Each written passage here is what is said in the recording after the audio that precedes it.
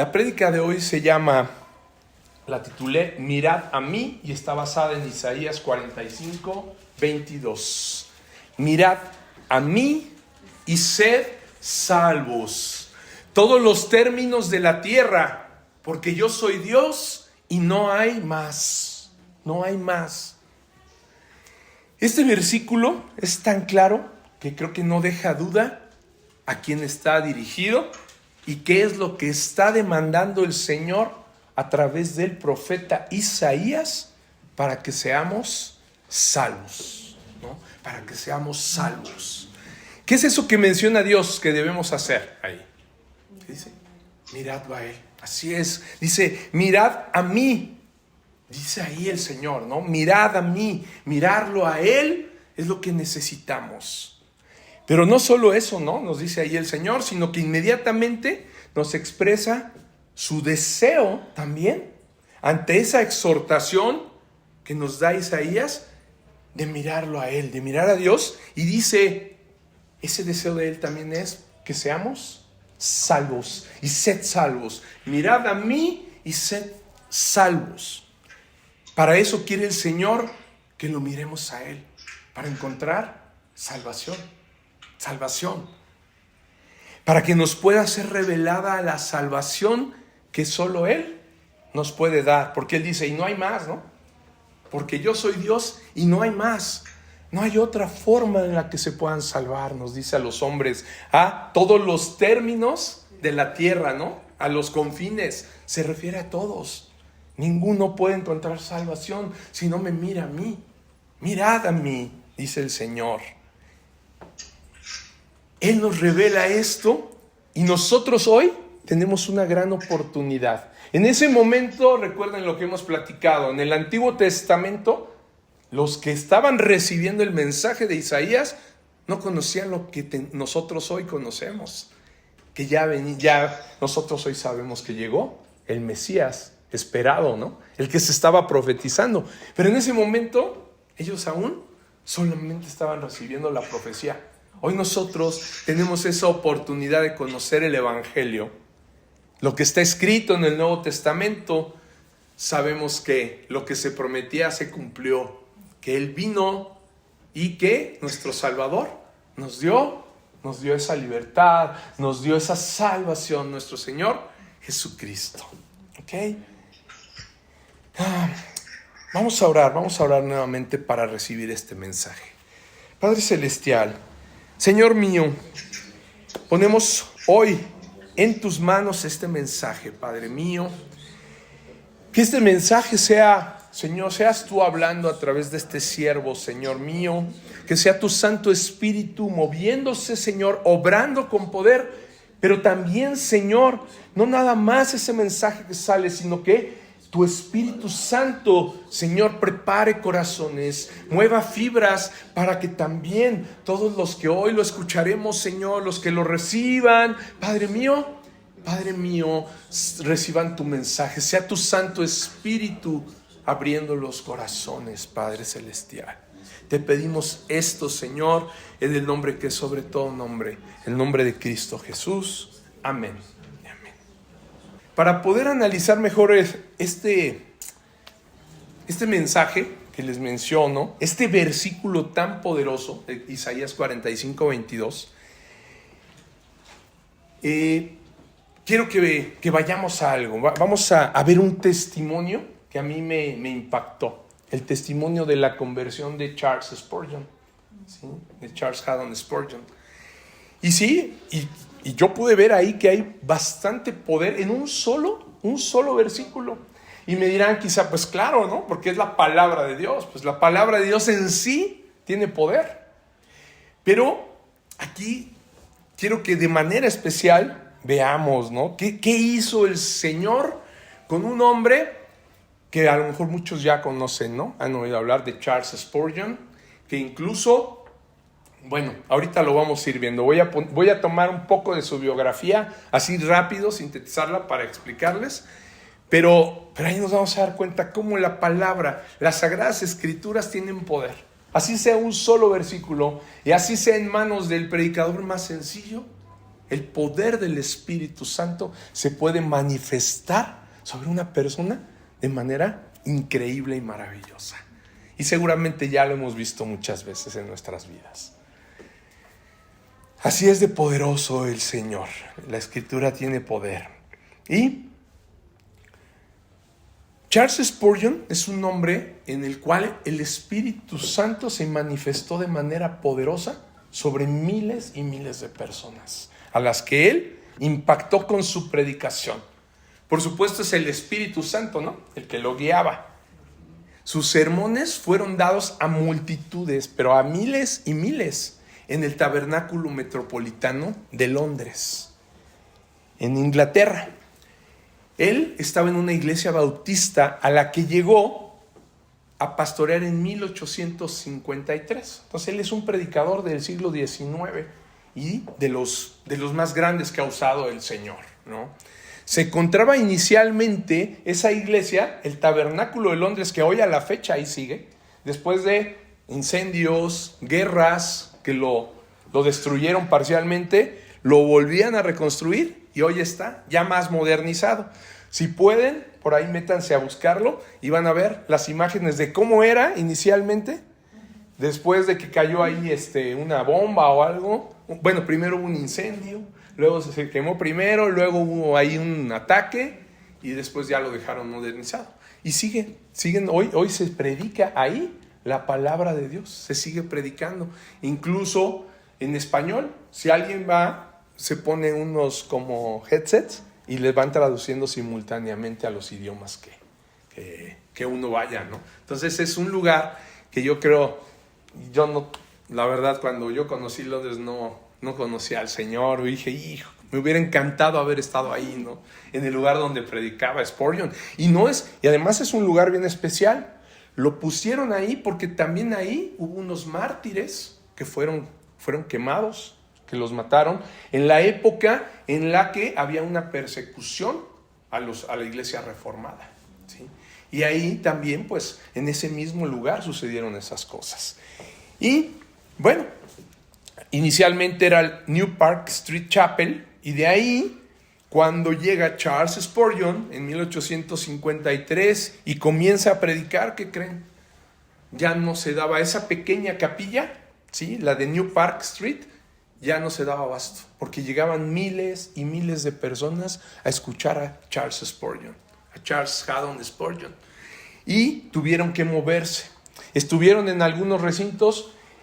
Inicialmente esta iglesia me llamó la atención porque estaba en una casa, precisamente por las persecuciones.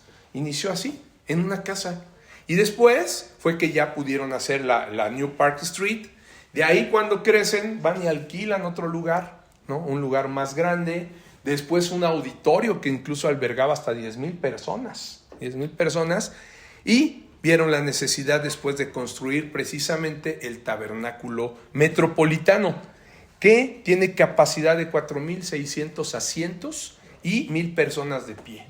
Y se abarrotaba, o sea, esos 4,600 y los 1,000 parados, hasta afuera se quedaban, porque iban de muchos lugares a escuchar a Charles Spurgeon, ¿no?, a quienes muchos llaman el príncipe de los predicadores, ¿no?, que yo estoy seguro que ese mote, al conocer, pues he estado estudiando su biografía. De hecho, la Biblia que me regaló mi esposa en mi cumpleaños es una Biblia de estudio de Spurgeon, ¿no?, y trae sus sermones y la forma en la que él predicaba.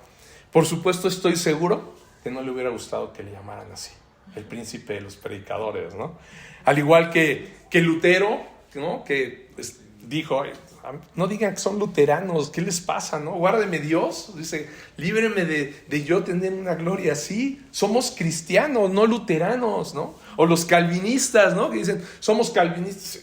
Pues no, somos de Cristo, ¿sí? Pero bueno, yo estoy seguro que él hubiera dicho, no, ¿qué les pasa? Porque a mí el príncipe era un hombre de veras que predicaba con una sencillez sobre el arrepentimiento que muchos lo comparan con Juan el Bautista, ¿no?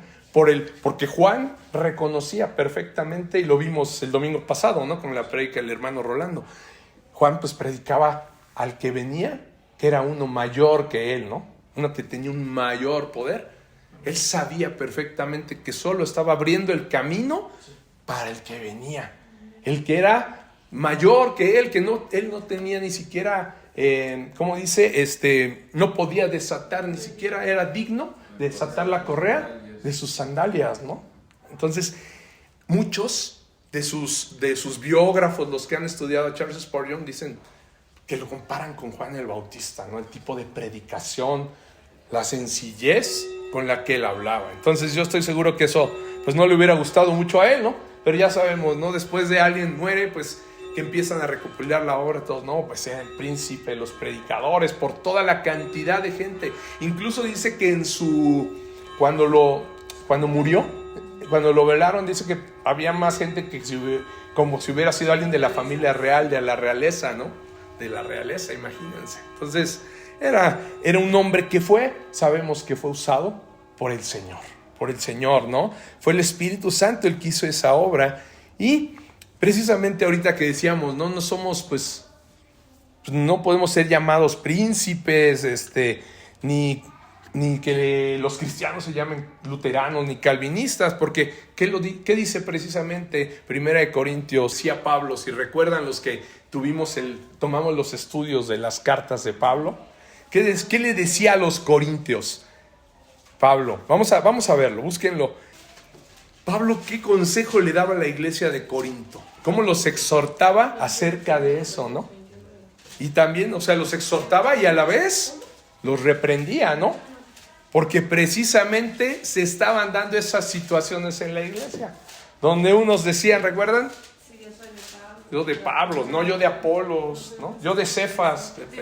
Sí, es ahí cuando les habla a los colaboradores de Dios, ¿no? Y les dice que nadie se engañe a sí mismo si alguno se cree sabio. Entonces es el 3, capítulo 3.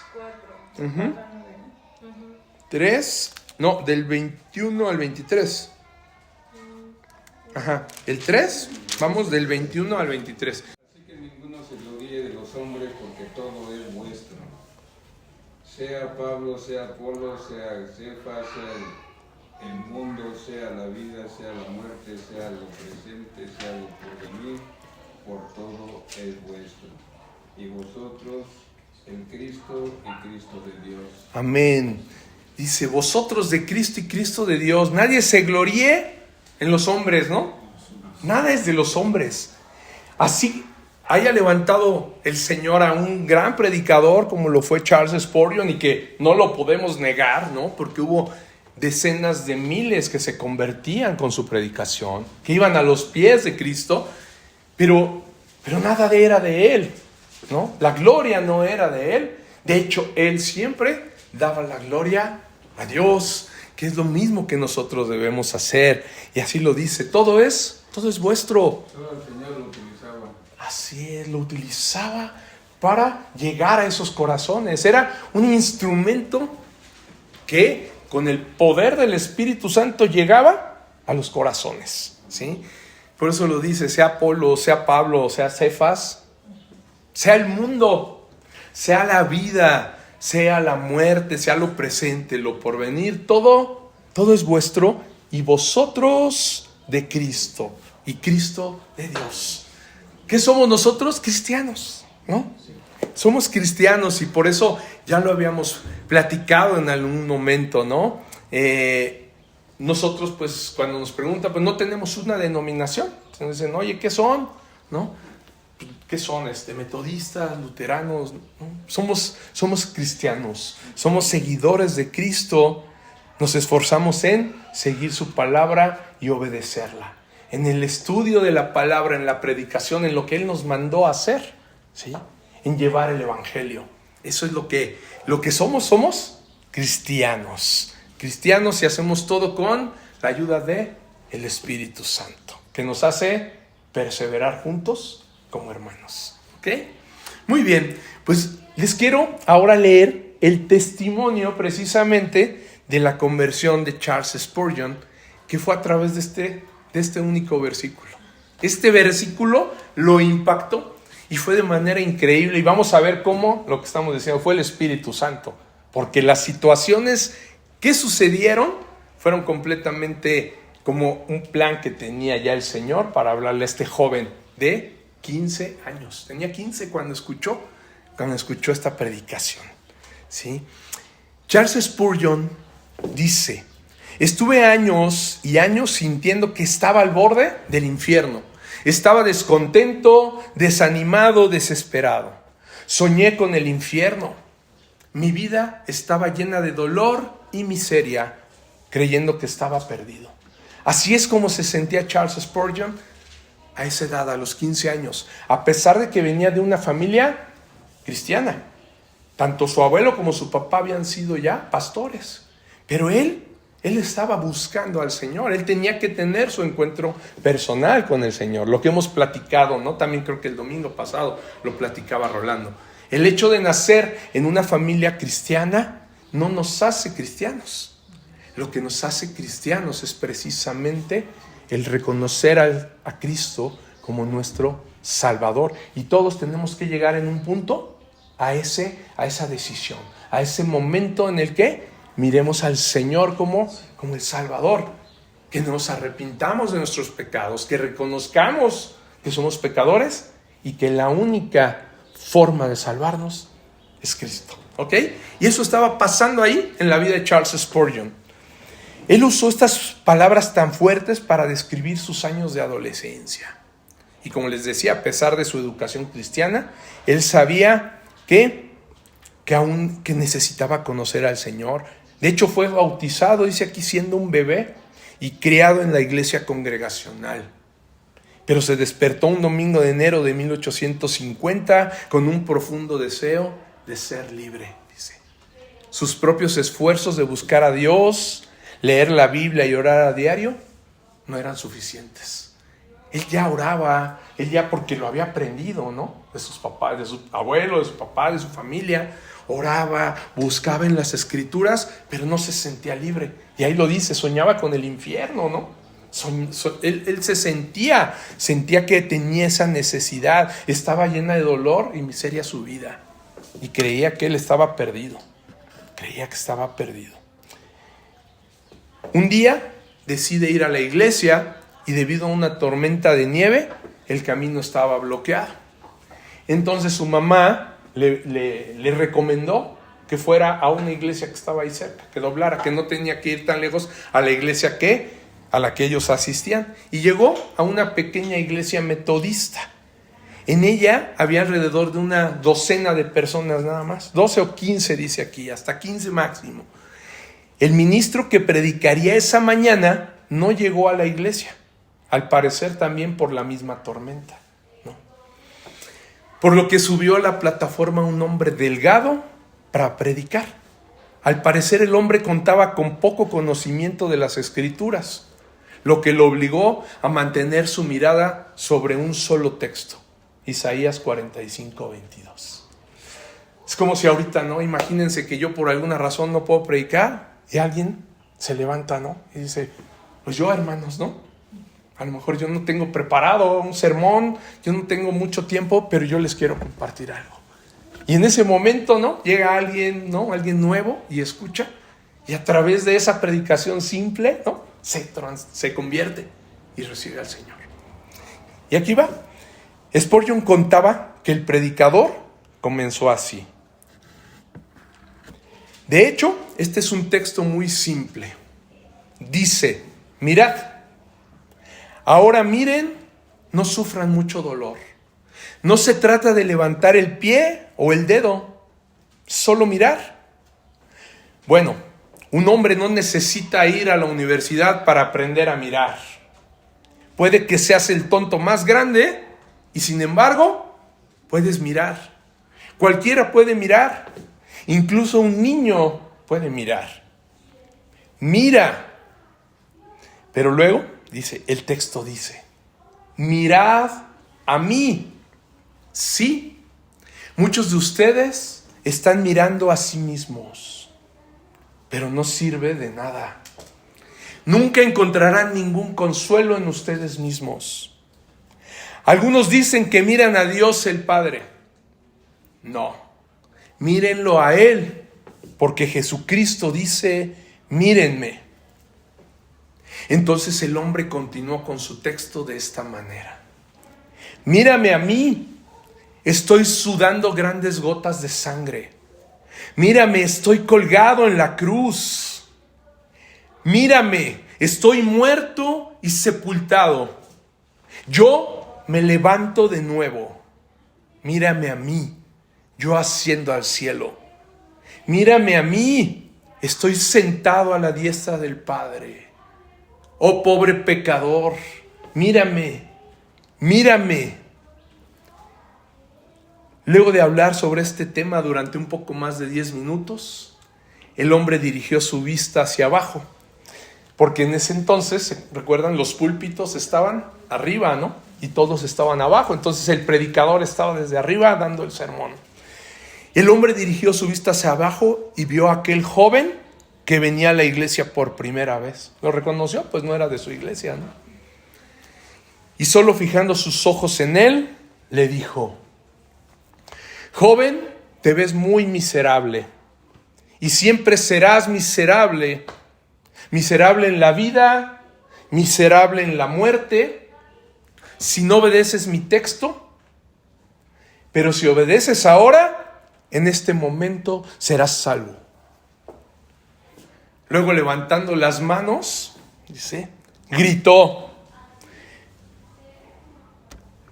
joven, mira a Jesucristo. Mira, mira, mira. No tienes nada más que hacer sino mirar y vivir. Luego el propio Spurgeon comenta ya en su biografía al respecto. Dice: vi de inmediato el camino de la salvación. No sé qué más dijo, pero me fijé mucho en ello. Pero no me fijé mucho en ello, dice. No me fijé en lo demás que dijo, solamente en lo que había dicho. Mira, estaba tan poseído con ese único pensamiento. Yo había estado esperando hacer 50 cosas, pero cuando escuché esa palabra, mirad, me pareció encantadora. Allí mismo, la nube desapareció. La oscuridad se disipó y en ese momento vi el sol. Y podría haber resucitado en ese instante y cantado con el más entusiasta de ellos de la preciosa sangre de Cristo. Ese día feliz en que encontré al Salvador, aprendí a aferrarme a sus amados pies. Fue un día que nunca olvidaré. Escuché la palabra de Dios y ese precioso texto me llevó a la cruz de Cristo. Puedo testificar que la alegría de ese día fue completamente indescriptible. Pude haber saltado, podría haber bailado. No habría expresión, por fanática que fuera, que hubiera estado fuera de la iglesia de esa hora. Han pasado muchos días desde entonces, pero nunca ha habido un momento en que haya tenido la euforia plena, el deleite chispeante que tuve ese primer día.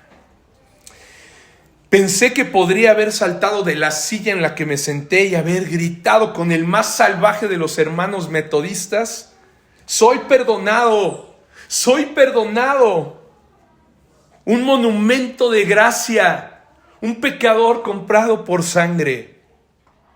Mi espíritu vio sus cadenas rotas, sentí que era un alma emancipada, heredera del cielo, una perdonada, aceptada en Jesucristo, arrancada del barro y del abismo.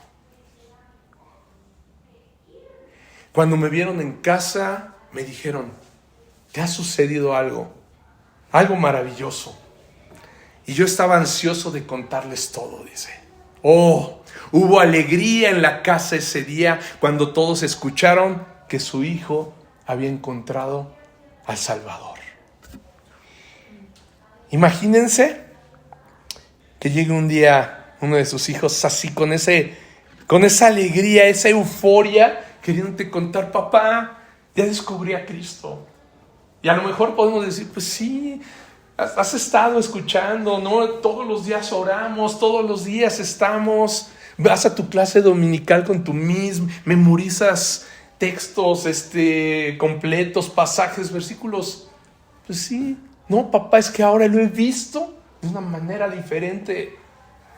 Vi mis cadenas romperse, ¿no? Estaba yo condenado, me di cuenta que necesitaba a Cristo y lo conocí ahora. Fui de una manera diferente a la cruz que me han contado ustedes, papás, que me ha contado mi miss, que he escuchado con el pastor, pero ahora lo vi diferente. Esa es la conversión, amados, que debemos también nosotros tener. Debe llegar ese momento en el que veamos a Cristo. Mirad a mí, dice el Señor. En los meses siguientes a su conversión, el joven Spurgeon escudriñó las Escrituras con hambre y sed del conocimiento del Señor. Tan solo 4 meses después fue bautizado en el río Lark por una iglesia bautista a la que se unió. Este sería el principio de la fructífera carrera ministerial del gran Charles Spurgeon. Ahí inició todo, fíjense. A los 4 meses él ya estaba pidiendo que lo bautizaran. Ya estaba con un hambre y una sed de leer las Escrituras. Y ahí se une a esa iglesia donde además él va a predicar y volverse pastor. Un solo versículo, amados. Isaías 45, 22.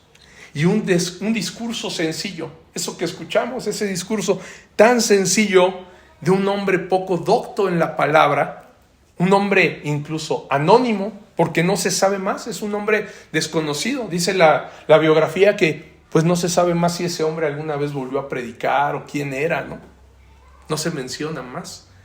Pero ese hombre que fue usado esa vez por esa tormenta de nieve en la que no pudo llegar el predicador, que se levantó y dijo yo les voy a hablar, fue el que el Señor usó para llegar a Charles Spurgeon, a ese gran predicador.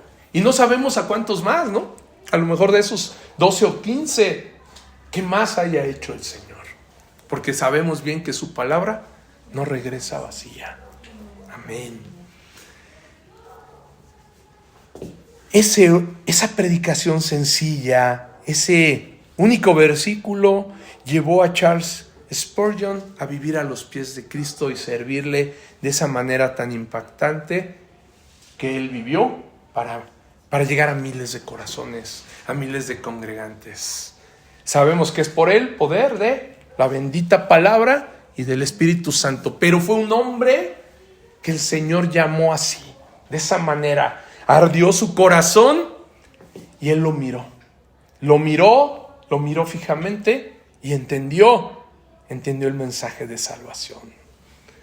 Esa frase que repitió tantas veces de mirad a Dios, tuvo el poder de penetrar hasta partir el alma, ¿no? El espíritu de Spurgeon, hasta las coyunturas y los tuétanos. Así es la palabra de Dios, y lo dice, y está escrito. Hebreos 4:12. ¿Qué dice Hebreos 4:12? Vamos a leerlo juntos.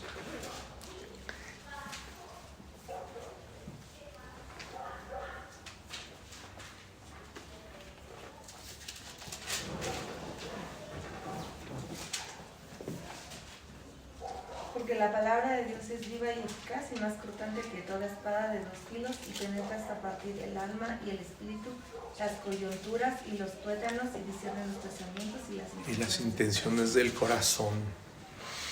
Cuando entra la palabra, entra así, como una espada de 2 filos.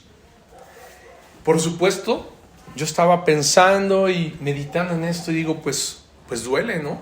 Seguramente una espada, al penetrar de esa manera, si va a entrar en un hueso, si va a entrar hasta los tuétanos, ha de ser un dolor, ¿no? Increíble.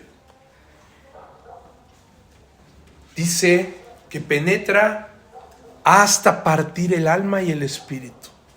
La palabra de alguna manera parte nuestro espíritu, de alguna manera lo lastima, ¿no? Lo desgarra al entrar. Atraviesa, dice, los huesos, las coyunturas, y llega hasta los tuétanos. Eso, amados, es lo que sentimos cuando un mensaje es dirigido por el Espíritu Santo. Así como el que recibió Charles Spurgeon. Cuando un mensaje es dirigido por el Espíritu, no importa el predicador, no importa si no tiene, como lo vimos, conocimiento quizá a lo mejor muy profundo de las Escrituras, o no tiene el don de hablar, de predicar, pero tiene al Espíritu, ¿no? El Espíritu se puede manifestar ahí, en cualquiera, en un sencillo, ¿no? En un predicador anónimo que se levanta un día. Eso es lo que sentimos, amado, cuando un mensaje viene de parte del Espíritu Santo. Viene con fuego que entra, que desgarra, que entra a nuestra alma. Así fue el testimonio de ese joven de apenas 15 años de edad. Pero lo que más me llamó la atención es que no se salió de la capilla metodista, ¿no?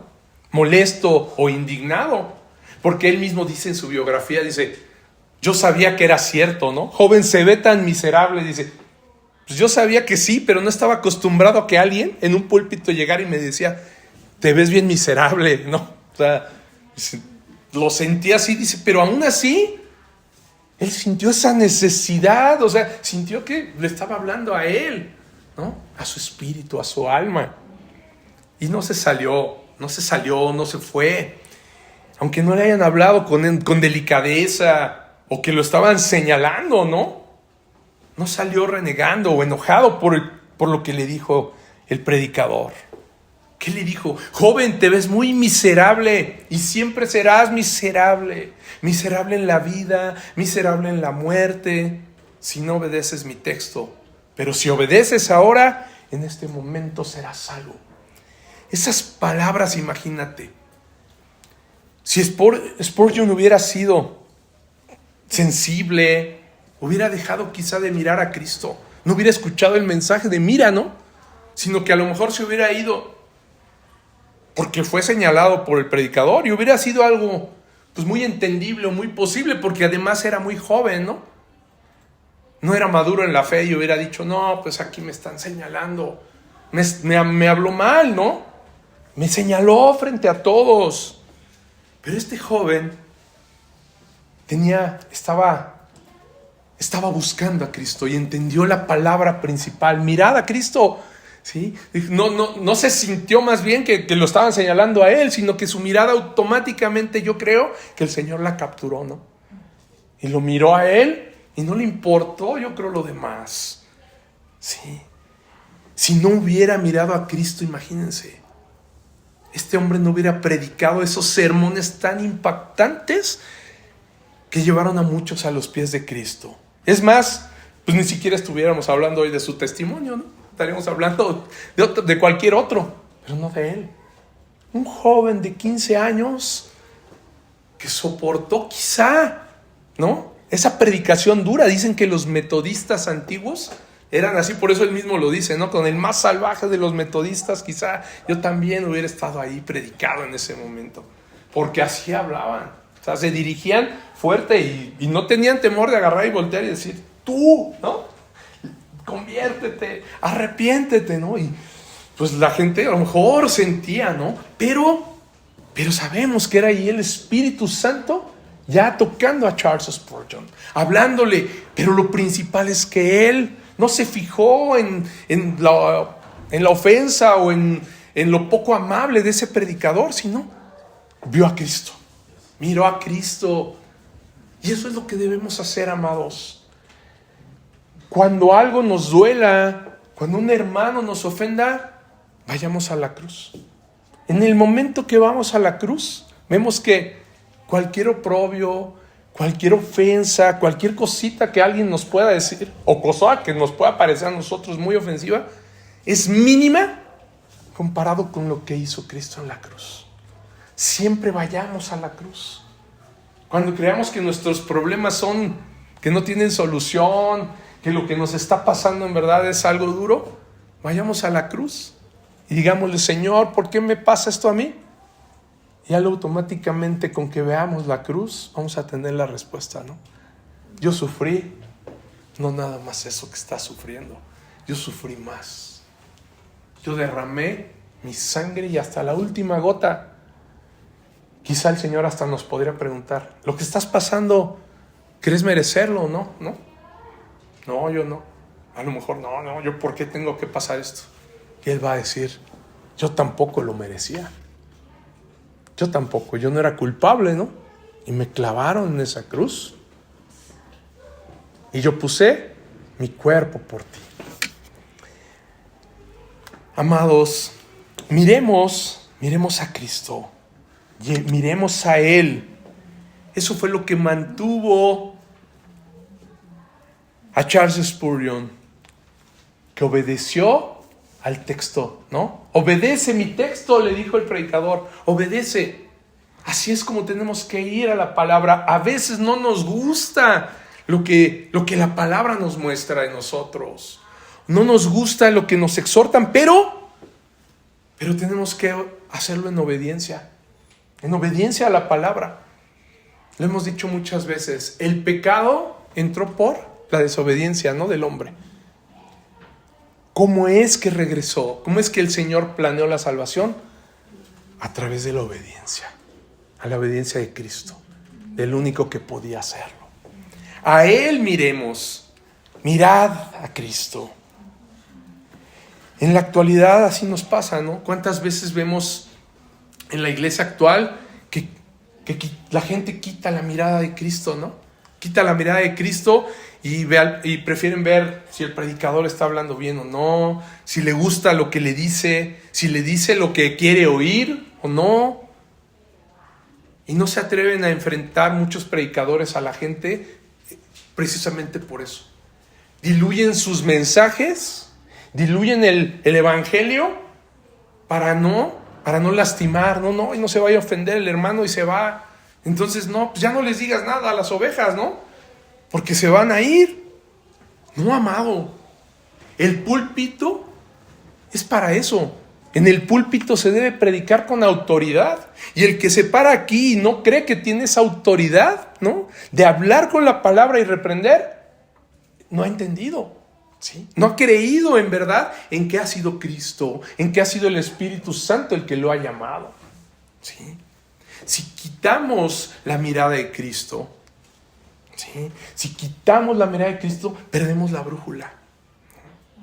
Perdemos la brújula. Tanto los congregantes al escuchar, como el predicador al hablar, ¿sí? El púlpito es algo que da autoridad, pero también debemos de predicar con temor y con temblor.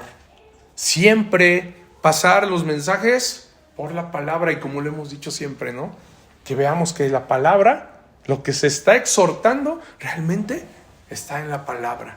Porque esa es la única brújula que tenemos, lo único que nos indica que vamos bien, que no nos estamos desviando ni a la izquierda ni a la derecha, sino que vamos por el centro, que es Cristo. Que es Cristo. En este testimonio, amado, vemos claramente esa autoridad en la forma de hablar del predicador, pero también vemos la operación precisamente del Espíritu Santo. El Espíritu Santo está inspirando y guiándolo al hablar, ¿no?, a ese predicador.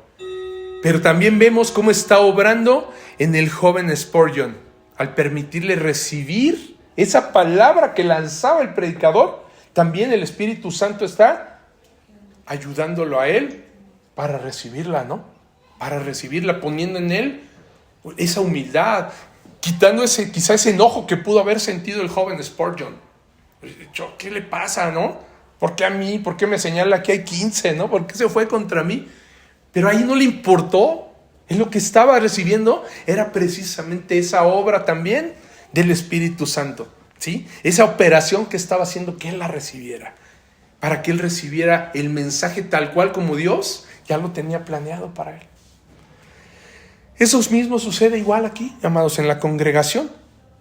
Menciona el pastor Sugel Michelén, es un pastor reformado que precisamente también habla de esa conversión de Spurgeon en un libro que se llama Delante de Dios y de parte de Dios, donde habla a los predicadores, pastores, cómo se debe predicar, así conscientes de que estamos delante de Dios y predicando de parte de Dios, ¿no?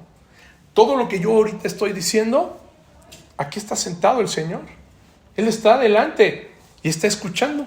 Imagínense, si yo les cuento una historia completamente diferente del Evangelio, ¿qué diría, no? ¿De quién estás hablando? Ese no soy yo, ¿no? ¿Qué? ¿No? O sea, el Señor, siempre tenemos que estar conscientes que predicamos de parte de Él y delante de Él mismo.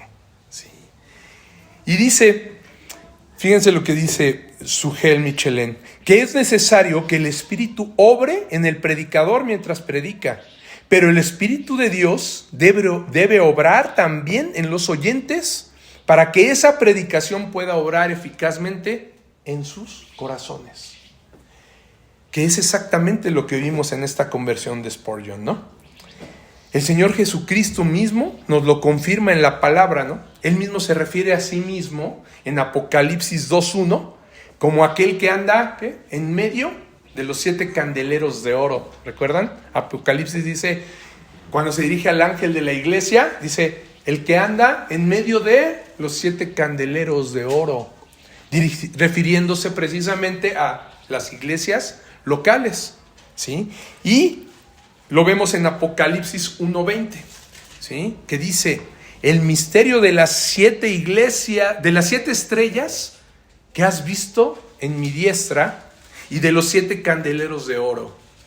Las 7 estrellas, dice, son los ángeles de las 7 iglesias.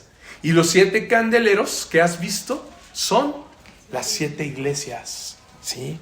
Aquí vemos que Él está manifestando, el Señor Jesucristo mismo, que su presencia está entre sus iglesias, ¿no? Entre los congregantes de la iglesia, entre las iglesias locales. ¿Qué nos dice lo que hace rato decíamos, no? Cuando están 2 o 3 congregados en mi nombre, ahí estaré, ¿no? Está la presencia de Él siempre que estamos congregados en el nombre de Él. Y continúa diciendo Sugel Michelén, dice, y a través de su espíritu va aplicando la palabra en la mente y el corazón de cada uno mientras sus siervos predican. Conforme vamos lanzando la predicación, el Espíritu es el que se va encargando de hablar a la mente de Manuel, de Lili, de Raúl, de Gaby, ¿no? De cada uno de nosotros. Así, el Espíritu se va moviendo y va haciendo que recibamos el mensaje.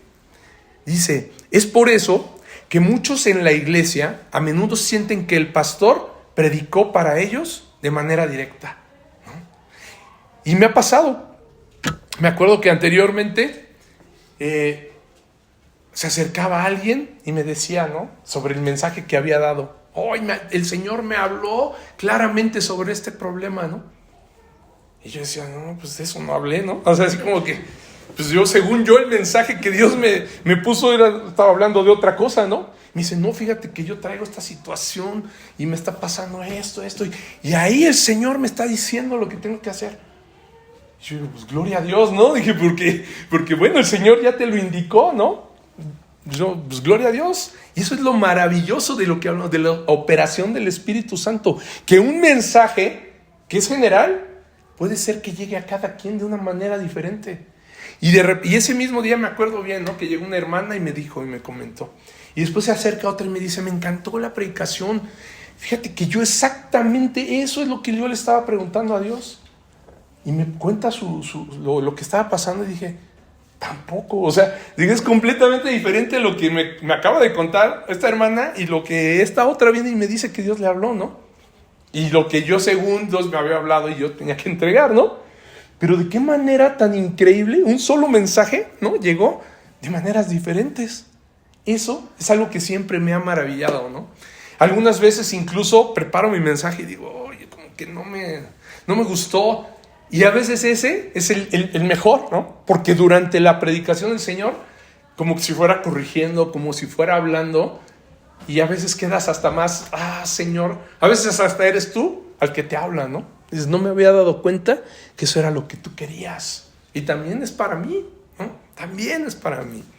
Entonces es hermoso, hermanos, es complejo, pero así lo hace el Espíritu Santo. Porque como Él dice, Pues y sí, también me han tocado testimonios, ¿no? De algún hermano que me dice, cuando me llevó mi mamá por primera vez a la iglesia, dice, ya estaba pero enojado, así como diciendo, ya me quería salir, ¿no?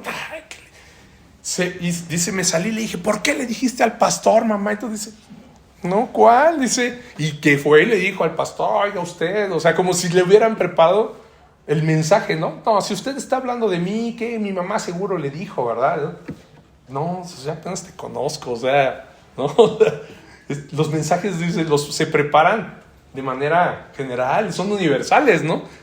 Pero sí, ¿no? A veces el Espíritu pareciera como que pues nos está reprendiendo, pero gloria a Dios, qué bueno que sea así, ¿no? Por eso al principio orábamos, ¿no? Y que decíamos, Señor, muévete tú, toca fibras, que el mensaje, yo siempre le pido, incomódanos, ¿no? Que salgamos de aquí sin ser los mismos, porque si no, pues entonces es un mensaje a lo mejor que entró y salió, pero cuando un mensaje llega así, ¿no? Y entra al alma, como lo hizo aquí en el testimonio de Charles Spurgeon, podemos decir gloria a Dios, porque ese mensaje me llegó. Cuando es a mí, ¿no? Que parece que me lo están poniendo, que el saco así me queda a la medida y me lo pruebo y digo, ay, sí, no, pues sí es mi talla, ¿no?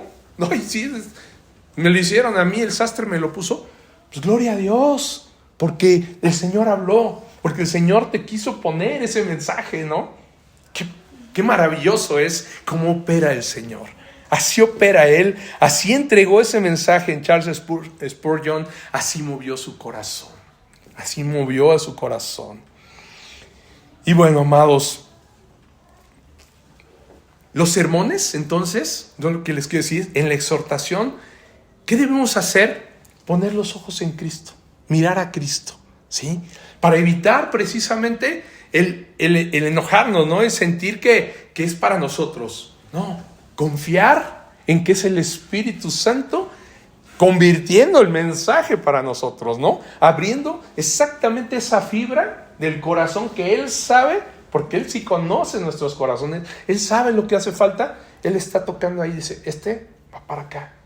Y esa espada de doble filo, que no tiene forma de que no entre, que traspasa el espíritu, el alma, las coyunturas hasta llegar al tuétano, es únicamente Él el que lo puede hacer. Él es el único que puede tocar nuestros corazones. Y que después de una predicación de un siervo inútil pueda salir algo, ¿no? Maravilloso de ahí. Llegue a tu corazón de esa manera. El Espíritu Santo se está moviendo. Pongamos esa confianza. Mirad, dice, mirad a Cristo. En ningún momento, amados, miremos hacia atrás. No miremos, como dijo él, ¿no? Hacia nosotros mismos. ¿Por qué? ¿Por qué decía eso? No miren, muchos de ustedes están viendo a sí mismos. Porque sabemos que el corazón es, ¿qué es? Engañoso, ¿no? Más que todas las cosas, y perverso. Lo dice, ¿no? ¿Y quién lo conocerá? Isaías 17:9. Nuestro propio corazón es el que nos engaña, es nuestra carne la que luego nos dice, no, te está echando a ti, no, te dijo miserable, no, respóndele, dile qué le pasa a ese predicador, ni siquiera es el pastor, ¿no? A ver, imagínense a Charles Spurgeon, ni siquiera es el pastor, ese que ni sabe, ¿no? A lo mejor pudo haber dicho, yo he estudiado mal las escrituras. Hubiera sido su corazón, pero su corazón en ese momento estaba tomado por el Señor porque obedeció a lo que le estaba diciendo. Obedece mi texto, solo mira a Cristo, mira a Cristo.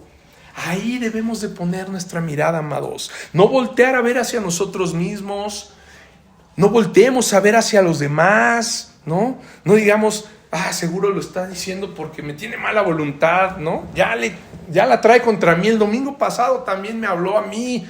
No, los mensajes, sería muy complejo que preparáramos mensajes, ¿no? Específicos para cada persona, ¿no? Eso no puede suceder. El mensaje se prepara conforme lo que el Señor va mostrando, ¿no? Y en mi lectura, ahora que no estamos predicando de manera secuencial un libro, ¿no? Dije, ¿qué hago? Y dije, voy a volver a repasar delante de Dios y de parte de Dios, pues para darles un mensaje más claro, ¿no? Volver a repasar, preparar bien mi sermón. Y ahí fue donde me capturó el Señor cuando leí el testimonio de Charles Spurgeon. Y lo tenía acá y dije, no, bueno, el Señor me está, como que te va rodeando el Espíritu, ¿no? Hablándote de eso. Y dije, creo que tengo que hablarles de ese testimonio, de mirada a Cristo, mirada a Él, poner en Él nuestra mirada todo el tiempo. Es el Espíritu Santo el que nos está incomodando, ¿no? Cuando un mensaje llega así y nos llega, es Él redarguyendo, tocando fibras. Así que, hermanos, mirad a mí, dice el Señor, no a ninguna otra cosa, solo a Él. Y una vez que el Señor captura tu atención, una vez que Él capture ya nuestra atención, una vez que nos incomode, pero que a su vez nos cautive con su amor y su mirada, cuando ya tengamos la mirada viéndolo y que encontremos su mirada en ese momento, no dejemos de verlo. No dejemos de ver la mirada de Cristo, mirarlo a Él, mirarlo a Él. No nos distraigamos viendo si el mensaje también quizá le llega al otro, ¿no? A lo mejor estamos escuchando y dices, este es para mi hermano de al lado, ¿no? Hasta nos dan ganas así como de codearlo, ¿no? O de echarle la miradita así como de, ahí te hablan, ¿no? o de, ¿no?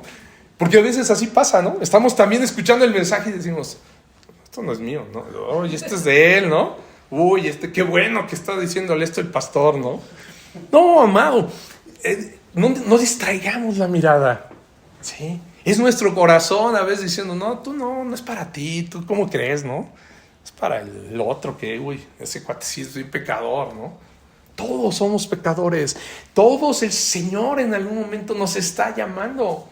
En cualquier momento nos está el Señor pidiendo que pongamos nuestra mirada en Él. No voltees al lado, no voltees a ningún otro lado. Mirad a Cristo y mucho menos mires atrás. Eso es lo que menos debemos hacer, no voltear hacia atrás.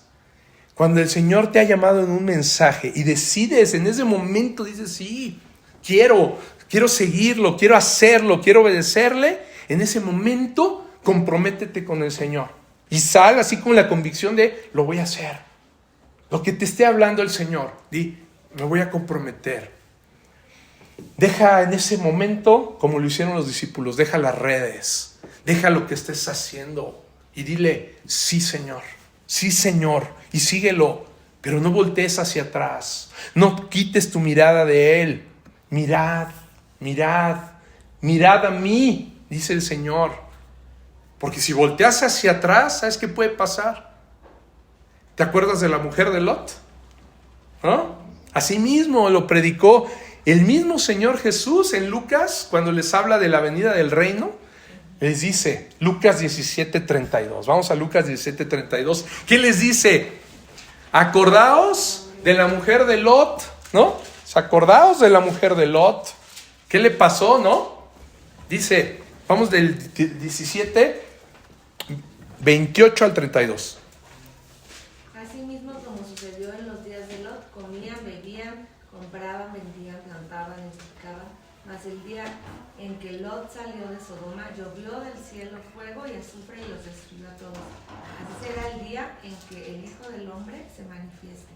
En aquel día, en el que esté en la azotea, Sí, en aquel día. Bienes en casa, no descienda a tomarlos. Y el que en el campo, asimismo, no vuelva atrás. Acordaos de la mujer de Lot. Amén.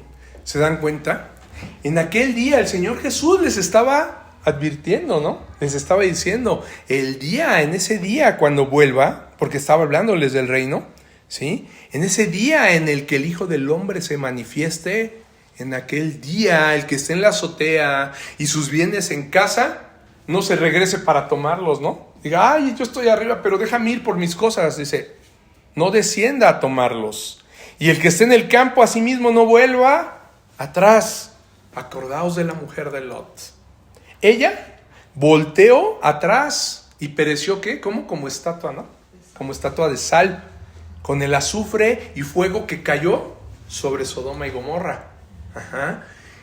pereció porque le estaba costando trabajo, porque en ese momento dijo, ya no, ¿a poco vamos a dejar nuestra casa, nuestras cosas, o las cosas que hacían ahí, ¿no?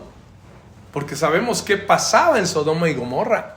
Entonces, amado, no debemos voltear atrás. Ella seguramente estaba muy acostumbrada a lo que tenía, a lo que hacía, y cuando Dios les dio la indicación a través de los ángeles, salgan, pero no volteen. Ella, dice, iba delante Lot, y ella, estando en sus espaldas, volteó hacia atrás. Y ahí quedó. ¿Sí? ¿Por qué? ¿Por qué el Señor nos dice esto? Y fíjense qué dice después en el 33. Todo el que procure salvar su vida, la perderá. Y todo el que la pierda, la salvará. ¿Sí? También en Lucas 9:62. En Lucas 9:62, fíjense qué dice el Señor, otro mensaje, donde nos habla de no voltear a ver las cosas anteriores de nuestra vida pasada, que las dejemos atrás sin voltear. Fíjense, ¿qué dice el Señor en Lucas 9:62? Y Jesús le dijo, ninguno que poniendo su mano en el arado mira hacia atrás, es apto para el reino de Dios. Amén. Ninguno que ya pone su mano en el arado para caminar hacia adelante, pero mira hacia atrás, dice, es apto para el reino de Dios. Sí. No debemos ver hacia atrás, amados. Sí. No debemos voltear hacia atrás. Todos estos versículos, amados, nos hablan de las consecuencias, precisamente, de no mirar a Cristo, ¿no?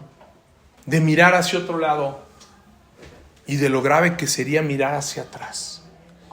Si Charles Spurgeon en ese momento no hubiera decidido mirar a Cristo y hubiera mirado hacia atrás, hacia su miseria, hacia lo que él sentía en ese momento, quizá no hubiera sido el Charles Spurgeon que produjo tantos sermones impactantes. Quizá el Señor lo hubiera alcanzado, porque sabemos que Él, cuando el Señor elige a alguien, finalmente lo va a llevar a Él. Pero igual hubiera sido hasta los 30, y su vida no hubiera sido prolífica. De hecho, Él murió a los 57 años, de un mal en los riñones. Su vida fue corta, ¿no? Pero el Señor lo llamó desde muy temprano para que pudiera hacer todo aquello que el Señor le mandó. No dejemos, amado, que nuestra mirada esté puesta en otra cosa que no sea Cristo. Que nada se imponga entre tu mirada y la mirada de Cristo. Entre tú y Él. No dejemos que nada, ni las cosas del mundo, ni los tiempos pasados, que a veces decimos, ay, qué bien me la pasaba, antes era mejor. Ay, cuando no era cristiano, en todas las fiestas yo andaba ahí bailando, ¿no? Siendo el alma de la fiesta. No miremos atrás. Nada en ningún tiempo es el mejor. Nada pasado es mejor que lo que está por venir, que lo que Él nos está mostrando. ¿Sí? Por eso nos dice, mirad, mírenme a mí, mírenme, mirad. No mires lo que dice el predicador, quizá que se pueda equivocar. Mira a Cristo. Escucha lo que dice. Escucha y pásalo aquí, mirando a Cristo. Que la mirada del que aquí predica también esté puesta en Cristo. No mires quizá lo que hace el otro hermano, ¿no? Ya a lo mejor está durmiendo y tú ahí estás viendo, no, este cuate está durmiendo, ¿no? Mira a Cristo. Que no te desvíe nada la atención del Señor. Nada que sea una mirada a ti mismo, ¿sí? Ojo, como decía, nada que sea una mirada a ti mismo. No mires hacia ti. No mires lo que dice tu corazón, lo que dice la carne. Y quiero volver a repetir el texto del predicador anónimo que le habló a Spurgeon. Cuando le dice, mirad a mí. Sí, muchos de ustedes están mirando a sí mismos, pero no sirve de nada. nunca encontrarán ningún consuelo ustedes mismos. No hay consuelo, amados. En nosotros mismos no podemos encontrar salvación. En nosotros mismos no habrá un consuelo cuando hacemos caso a lo que nuestra carne nos dice, lo que nuestro ego nos dice. Miremos a Cristo, como lo dice, al que sudó las gotas de sangre, las grandes gotas de sangre, al que estuvo colgado en la cruz, al que murió, pero que resucitó y tomó su vida de nuevo. Solo a Él, y como dice este predicador, oh pobre pecador, mírame a mí. Eso nos está diciendo hoy el Señor. Si aún no has mirado a Cristo, hazlo ya. Él te está llamando. Él te dará salvación. Él llama a todos los términos de la tierra, ¿no? A todas las naciones, a todos nos está llamando. Isaías 45:22. Mirad a mí y sed salvos, todos los términos de la tierra, porque yo soy Dios y no hay más. No hay otra cosa. No podemos mirar a otro lado. No hay más que mirar. Solo mirarlo a Él. Recuerda, y en ningún otro hay salvación, porque no hay otro nombre bajo el cielo dado a los hombres en que podamos ser salvos. Hechos 4:12. ¿Qué te impide mirar a Cristo? ¿Qué está estorbando tu mirada hacia Él? No necesito que me lo respondas a mí. Respóndele al que te está pidiendo que lo mires. Haz esa reflexión tú en lo íntimo y respóndeselo a Él. ¿Qué te está impidiendo mirarlo? ¿Qué es lo que ves hacia dentro de ti que no te deja mirarlo a Él? ¿Qué te impide en tu carne no hacer y obedecer lo que Él te pide? ¿Qué no te ha dejado comprometerte con el Señor? ¿Qué te distrae de su mirada? ¿Hacia dónde estás mirando? Analízalo. ¿Hacia dónde estás mirando? Si Él viniera hoy, ¿hacia dónde te encontraría mirando? Si Él ahorita en este momento viniera, ¿hacia dónde estarías tú viendo? ¿Qué es lo que hoy estás viendo? No le estamos mirando a Él. Porque seguramente el día que venga, el que esté mirando a Él, el que esté velando, el que esté orando, lo va a ver y se va a dar cuenta. Y muchos otros ni cuenta se van a dar. Si Él viniera hoy, ¿hacia dónde estaríamos mirando? Vuelvo a preguntar. ¿Hacia atrás, como la mujer de Lot? Imagínense, mirando las cosas del mundo, añorando lo que hemos dejado. Porque a veces pasa, amados. Seguimos en la vida cristiana, seguimos caminando, ya vamos caminando, pero seguimos a veces haciendo y practicando las cosas del mundo que hacíamos, o añorándolas, ¿no? A veces decimos, sí, estoy sentado aquí escuchando, pero igual estoy así añorando, ay, cómo me gustaría estar haciendo otra cosa, ¿no? Deseando cosas luego muchas veces del mundo, en lugar de poner la mirada en el Señor Jesucristo. Amado, mirad a mí, te dice el Señor. No hay más, ¿no? Así le dice, no hay más. Y termino diciéndote que solo hay un camino, no hay más.